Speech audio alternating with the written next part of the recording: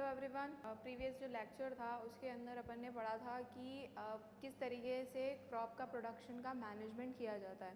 ठीक है, तो उसके अंदर हमने सबसे पहला पढ़ा था मैन्योर्स और फर्टिलाइज़र्स के बारे में। आज जो हमारा लेक्चर है वो है इरिगेशन और क्रॉपिंग पैटर्न्स के ऊपर। ठीक है, तो इरिगेशन सबसे पहले क्या होता है। इरिगेशन के अंदर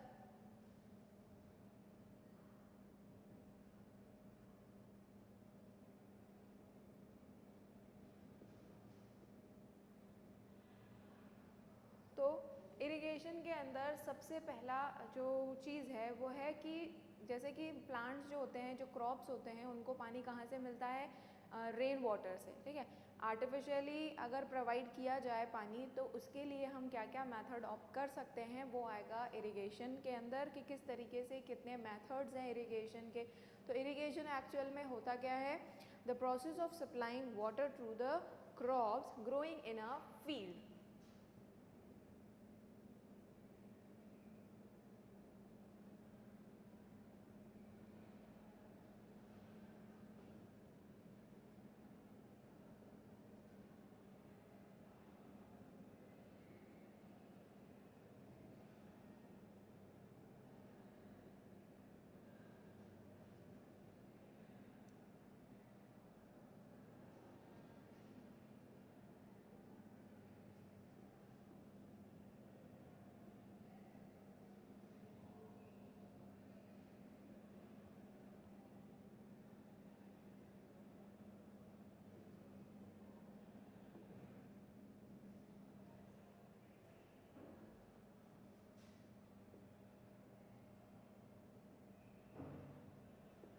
ठीक है, so the process of supplying water to the crops growing in a field is known as irrigation.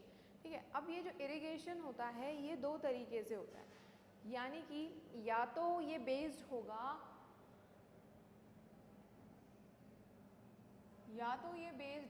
Crop based irrigation,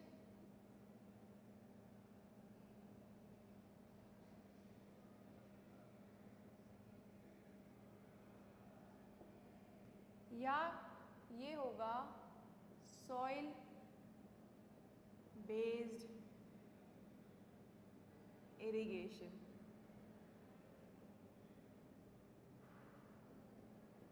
ठीक है, क्रॉप बेस्ड इरिगेशन या सॉइल बेस्ड इरिगेशन। तो क्रॉप बेस्ड इरिगेशन के अंदर क्या होता है, सपोज कि राइस प्लांट है। आपने देखा होगा कि जो राइस प्लांट होता है वो हमेशा पानी में डूबा हुआ रहता है जब वो फील्ड में ग्रो करता है। ठीक है, लेकिन जो वीट प्लांट होता है वो कभी भी डूबा हुआ नहीं रहता है फील्ड के अंदर। तो यानी कि हर एक क्रॉप की एक वाटर रिक्वायरमेंट होती है उनकी डिफरेंट स्टेज ऑफ लाइफ में, जहाँ वो उनका ग्रोथ और डेवलपमेंट चल रहा होता है। उस एक डिफरेंट स्टेज में उनको वाटर का रिक्वायरमेंट होता है। तो कौन से प्लांट को, कौन से क्रॉप को कितना वाटर रिक्वायर्ड है उस बेसिस पे वहाँ पर पानी दिया जाता है, तो वो आएगा क्रॉप बेस्ड इरिगेशन के अंदर। ठीक है, तो क्रॉप बेस्ड इरिगेशन में जो वाटर है, water is supplied on the requirement of the crops.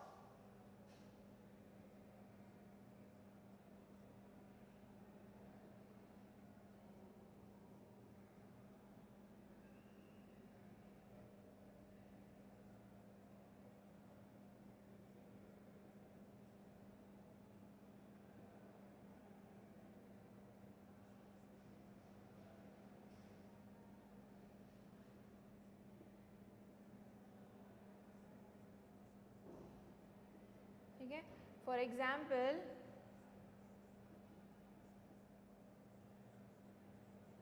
paddy needs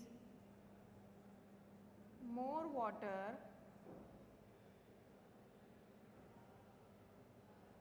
than wheat।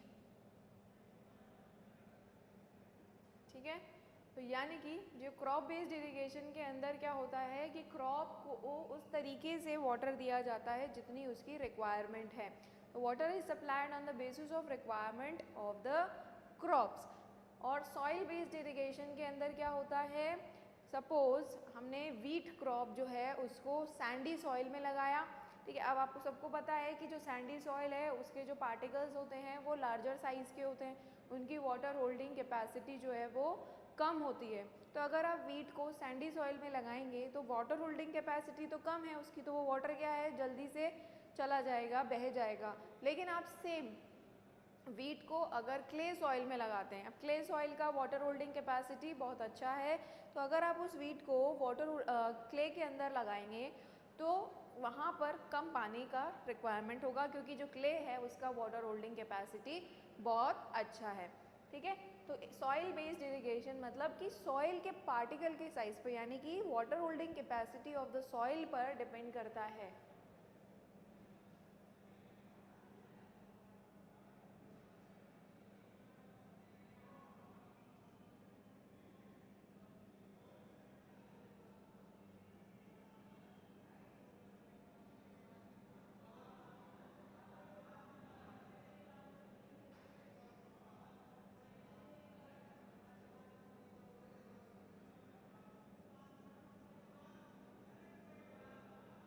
ठीक है, example wheat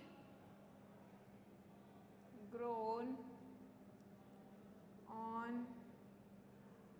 sandy soil require more water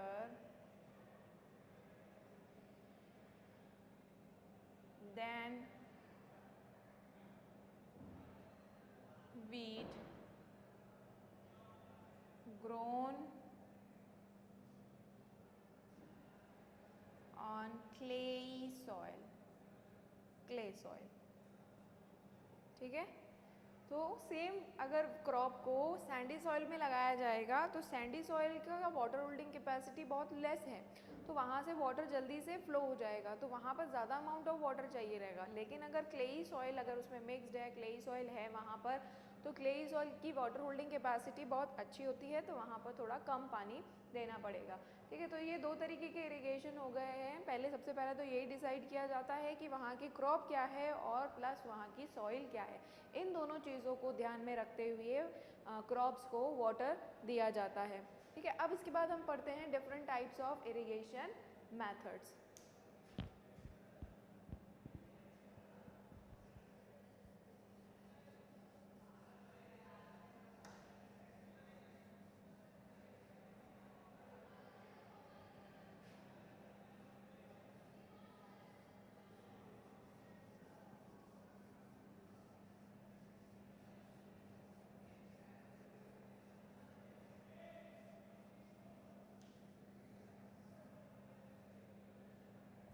ठीक है, अब different types of irrigation methods के अंदर हम सबसे पहले जैसे कि पढ़ेंगे, पहले तो इरिगेशन सिस्टम।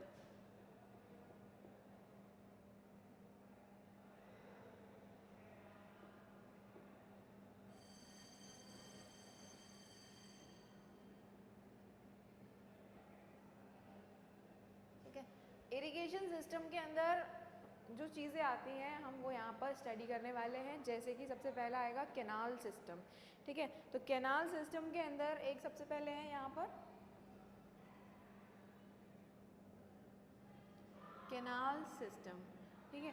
रिवर से ही नदियाँ अगर बह रही हैं तो वहाँ से ही छोटा सा कैनाल को लिफ्ट कर लिया जाता है और वहीं से डायरेक्टली फील्ड के अंदर पानी ले लिया जाता है, तो कैनाल सिस्टम के अंदर वो आता है, ठीक है। दूसरा सिस्टम है यहाँ पर टैंक सिस्टम, ठीक है।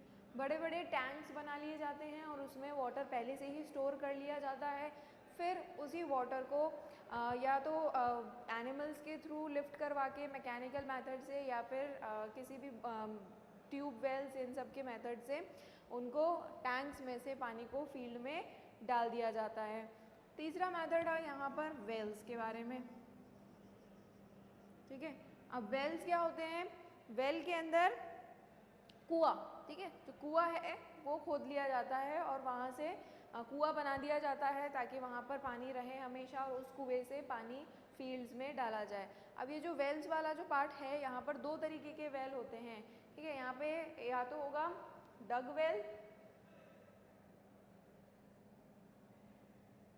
या फिर यहाँ पर होगा ट्यूब, ठीक है ना। डग वेल यानी कि छोटा ही गड्ढा खोदते हैं यहाँ पर, ज़्यादा बड़ा गहरा गड्ढा नहीं होता है। देखो हमारे जो अर्थ क्रस्ट है उसमें एक पर्टिकुलर लेवल है जहाँ पर ग्राउंड वाटर मिलता है, ठीक है। तो जो डग वेल है वो ग्राउंड वाटर लेवल तक ही किया जाता है ताकि उसमें पानी जो है वो साइड से उसमें कंटिन्यूसली पानी जो है वेल के अंदर आता रहे और बस वो उस वेल से फिर वो पानी को मैकेनिकल मेथड से लिफ्ट करके फील्ड के अंदर डाल दिया जाता है। और जो ट्यूबवेल मेथड होता है इसके अंदर क्या किया जाता है, थोड़ा और गहरा उस ग्राउंड वाटर से भी लेवल का नीचे का गहरा गड्ढा वहाँ पर खोदा जाता है, वेल्स बनाया जाता है और फिर वहाँ पे वो पानी जो है कंटिन्यूसली आता जाता है और फिर वहाँ से ही मोटर्स के थ्रू या ट्यूब्स के थ्रू उस पानी को फील्ड के अंदर डाल दिया जाता है, ठीक है। उसके बाद आता है यहाँ पर स्प्रिंकलर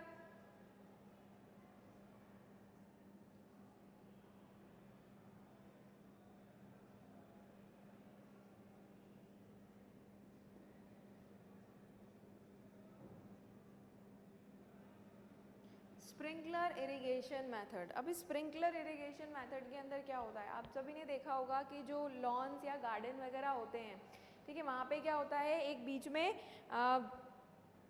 स्टैंड रखा हुआ होता है और वहाँ पर उसके ऊपर एक नोज़ल होती है और वो जब नोज़ल रोटेट करती है तो वो रोटेट करती हुई क्या करती है, पूरे ग्राउंड में पानी डाल देती है। तो उसी तरीके से ये स्प्रिंकलर इरिगेशन सिस्टम होता है। इसमें यहाँ पर एक इस तरीके से एक स्टैंड होता है, उसके ऊपर यहाँ पर एक रिवॉल्विंग नोज़ल होता है, ये नोज़ल जो है वो रोटेट करता है, इस नोज़ल में से कंटिन्यूसली पानी आता रहता है, ठीक है।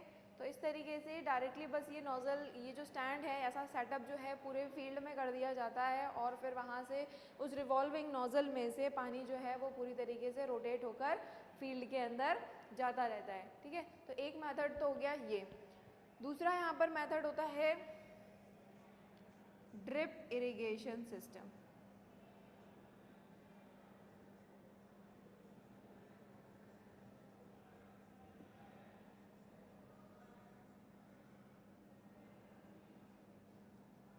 ड्रिप इरिगेशन सिस्टम के अंदर ड्रिप्स लगा दी जाती हैं, ठीक है। पूरा जो फील्ड है उसके अंदर पूरा पाइपलाइन का सिस्टम बिछा दिया जाता है इस तरीके से,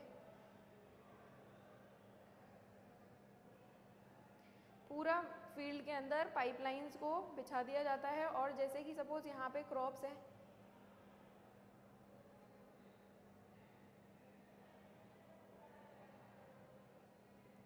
तो इन पाइपलाइंस के थ्रू डायरेक्टली सपोज यहाँ पर इसमें फिर इस पाइपलाइन में यहाँ पे होल कर दिया जाता है, तो डायरेक्टली जो इस पाइपलाइन में से जो पानी आ रहा है वो डायरेक्टली इन रूट्स की जो प्लांट है, जो क्रॉप है, वो डायरेक्टली उसके रूट पर ही वो पानी जाएगा, ठीक है।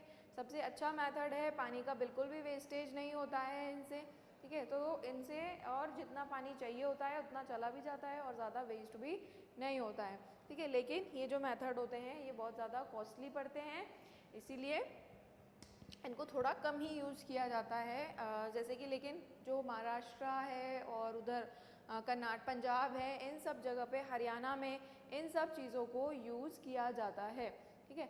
तो क्या है यहाँ पर इरिगेशन सिस्टम में कैनाल सिस्टम, इसमें जो कैनाल्स बना ली जाती हैं।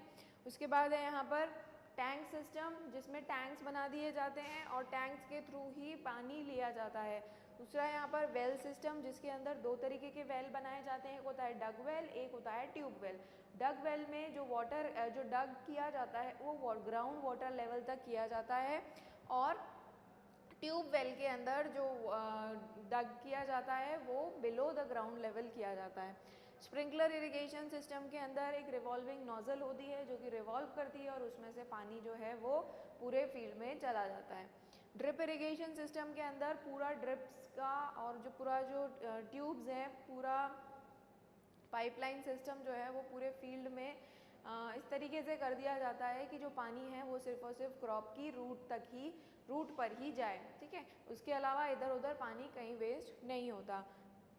एक और मेथड यहाँ पर होता है रिवर लिफ्ट सिस्टम।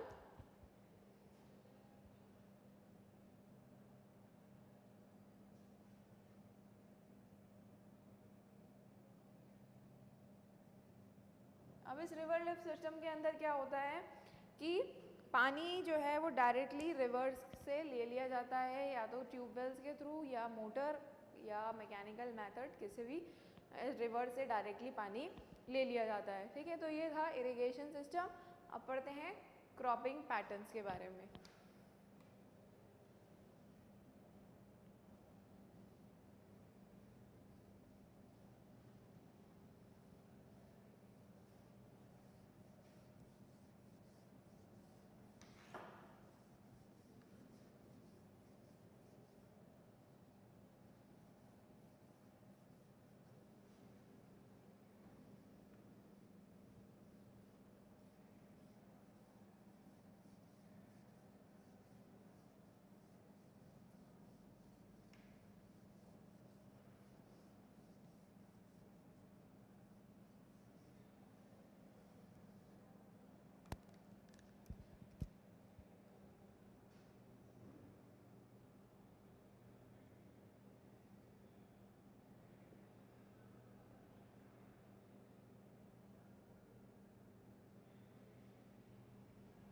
अब क्रॉपिंग पैटर्न्स क्या होता है कि जिस तरीके से किस पैटर्न में क्रॉप्स जो हैं वो फील्ड में लगाए जा रहे हैं वो होता है क्रॉपिंग पैटर्न।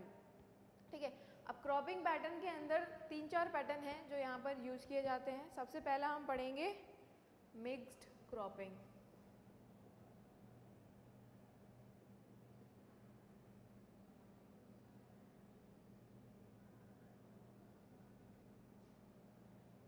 मिक्स्ड क्रॉपिंग के अंदर क्या होता है कि दो क्रॉप साइमल्टेनियसली एक ही टाइम पर एक ही फील्ड में लगा दिए जाते हैं। ठीक है, तो 2 types of crops growing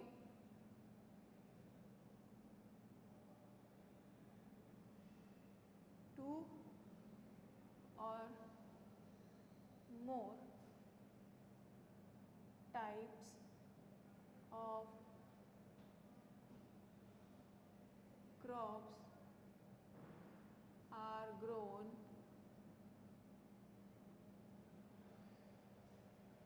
2 or more types of crops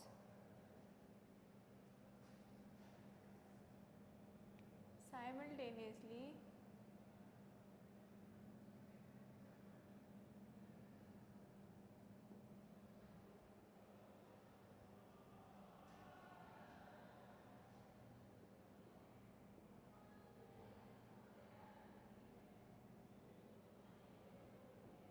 ठीक है, 2 types of crops are grown simultaneously in a field। ठीक है, तो 2 तरीके के क्रॉप इसके अंदर क्या किया जाता है, पहले ही ग्रो करने से पहले ही 2 तरीके के क्रॉप्स के जो बीज होते हैं उनको मिक्स कर लिया जाता है, और मिक्स करने के बाद उनको क्रॉप फील्ड में जो फील्ड है उसमें डाल दिया जाता है। ठीक है, तो इस तरीके के क्रॉप यहाँ पे चूज़ किए जाते हैं कि एक क्रॉप का जो भी वेस्ट होगा या उसके जो भी रिक्वायरमेंट्स हैं वो दूसरे के साथ मैच होते हों या दूसरे के लिए फ़ायदेमंद हों। तो इस तरीके के यहाँ पे 2 क्रॉप्स चूज़ किए जाएंगे, जैसे कि वीट और ग्राम।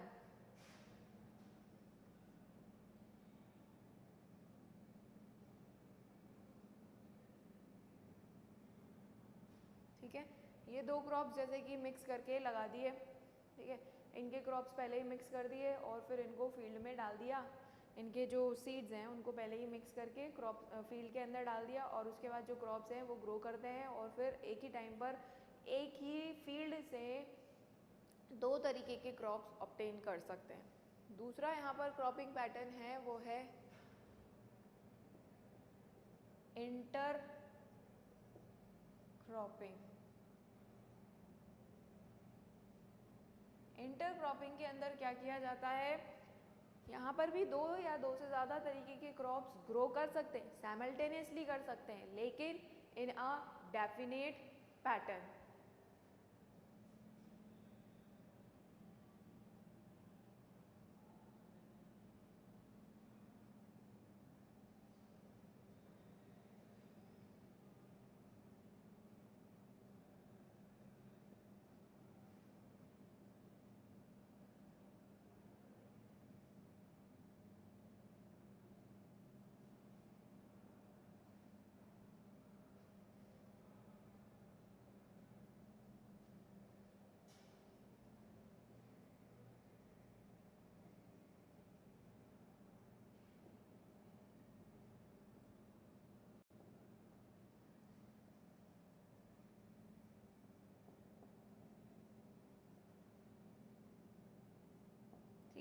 बिल्कुल डेफिनेट पैटर्न में लगाया जाता है, और डेफिनेट पैटर्न के अंदर भी ऐसे इसके अंदर जो सीड्स हैं वो मिक्स नहीं किए जाते हैं।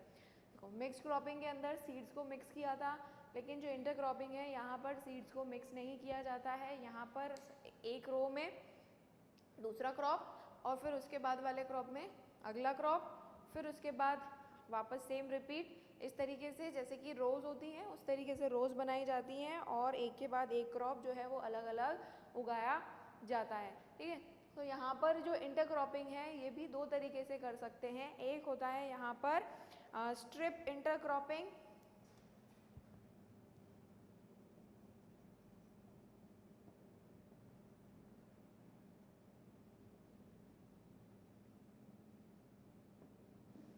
स्ट्रिप इंटरक्रॉपिंग के अंदर पर्टिकुलरली इतना लेवल उसका रखा जाता है, इस रो का साइज़ इतना रखा जाता है कि उस पर से अगर मशीन चले तो वो एक बार में उन क्रॉप्स को कट कर दे।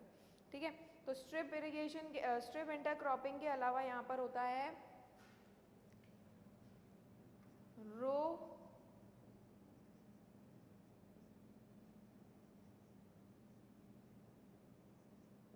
इंटरक्रॉपिंग।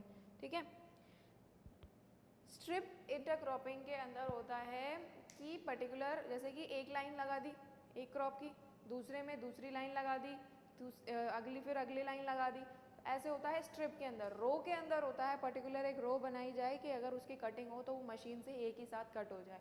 ठीक है, तो strip intercropping and row intercropping. अब उसके बाद क्या होता है, जो थर्ड क्रॉपिंग पैटर्न है वो है क्रॉप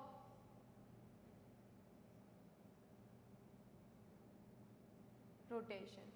अब इस क्रॉप रोटेशन के अंदर क्या होता है, यहाँ पर कुछ मिक्स नहीं करना। ठीक है, पर्टिकुलर टाइम के लिए एक ही क्रॉप लगाएंगे और उसके बाद 6 महीने बाद दूसरा क्रॉप लगा दिया जाता है। ठीक है, तो practice of growing the different types of a crops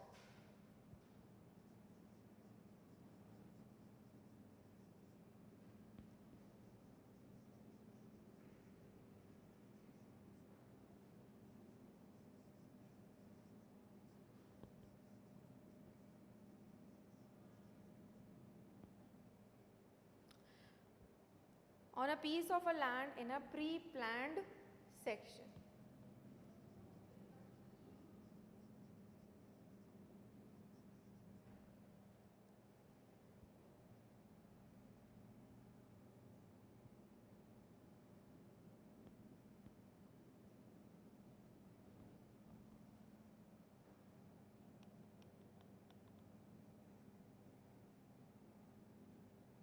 ठीक है, तो इस तरीके से यहाँ पर क्या किया जाता है, प्री प्लान्ड मैनर के अंदर यहाँ पर क्रॉप्स को लगाया जाता है। जैसे कि 6 महीने के लिए एक क्रॉप लगा दिया, फिर उसके अगले 6 महीने दूसरा क्रॉप लगा दिया, फिर उसके बाद वापस से वही जो फर्स्ट वाला था वही रिपीट किया जाता है। तो ये होता है क्रॉप रोटेशन का। ठीक है, तो ये 3 तरीके के क्रॉप हमने पैटर्न यहाँ पे पढ़े हैं, cropping patterns, mixed cropping, intercropping and crop rotation. Mixed cropping के अंदर सीड्स को पहले ही मिक्स कर दिया जाता है और उनको फील्ड में डाल दिया जाता है, ताकि जो सेम टाइप के क्रॉप्स हैं मतलब एक ही टाइम पर 2 क्रॉप्स का फ़ायदा हो सके। दूसरा यहाँ पर इंटरक्रॉपिंग। इंटरक्रॉपिंग के अंदर 2 तरीके के क्रॉप लगाए जाते हैं, लेकिन यहाँ पर क्या है, डेफिनेट पैटर्न है। इसका भी सेम यही फ़ायदा है कि एक ही टाइम पर 2 क्रॉप मिल जाएंगे। अगर एक क्रॉप फसल ख़राब हो जाती है तो दूसरी फसल जो है वो बची हुई रहती है और उससे हमें इकोनॉमिकली फ़ायदा हो जाता है। ठीक है, दूसरा है क्रॉप रोटेशन। तीसरा, क्रॉप रोटेशन के अंदर पहले तो एक टाइप का क्रॉप लगाया जाता है, फिर उसके बाद 6 महीने बाद दूसरा टाइप का क्रॉप, फिर उसके बाद वापस से फर्स्ट वाला ही रिपीट किया जाता है। तो इस तरीके से ये किया जाता है। और इनके फ़ायदे क्या हैं कि अगर कोई सपोज़ कोई एक प्लांट है जो कि सॉइल के अंदर से एक ही टाइप का न्यूट्रिएंट ले रहा है, तो अगर बार बार वही लगाए जाएंगे तो वो न्यूट्रिएंट तो कम्प्लीटली डिप्लीट हो जाएगा सॉइल के अंदर से। तो क्या किया जाता है, इस तरीके से 2 तरीके के क्रॉप लगाए जाते हैं, ताकि अगर एक प्लांट सपोज नाइट्रोजन ज़्यादा कंज्यूम कर रहा है तो दूसरा प्लांट ऐसा लगाया जाए कि वो उस सॉइल के अंदर नाइट्रोजन को वापस से फिक्स कर दे। ठीक है, तो इस तरीके से क्रॉप्स को चूज़ किया जाता है। ऐसा नहीं है कि कोई सा भी क्रॉप उठा के ला के 2 एक साथ लगा दिए, नहीं, दोनों के फ़ायदे देखे जाते हैं कि एक और क्या दोनों के बेनिफिट्स मिलेंगे साथ में लगाने से, और अगर एक जो है सॉइल का अगर डिप्लीशन कर रहा है तो दूसरा फ़ायदा करना चाहिए, और अगर एक ही टाइप का क्रॉप फील्ड के अंदर लगाते रहेंगे तो जो पेस्ट होते हैं वो वहाँ पर कंटिन्यूएशन में आते रहेंगे। तो इसलिए दूसरे तरीके के क्रॉप्स भी वहाँ पे लगाए जाते हैं इस तरीके से पैटर्न्स में, ताकि जो क्रॉप्स हैं पेस्ट जो हैं क्रॉप्स में वो ना लगे कंटिन्यूएशन में। अगर सॉइल की कोई एक पर्टिकुलर टाइप का न्यूट्रिएंट का डिप्लीशन ना हो वहाँ पर, ठीक है, और बेनिफिट मिल सके एक ही टाइम पर पर्टिकुलर लैंड से, ठीक है। तो ये था आज का लेक्चर। अब नेक्स्ट लेक्चर में स्टार्ट करेंगे crop protection management. Thank you.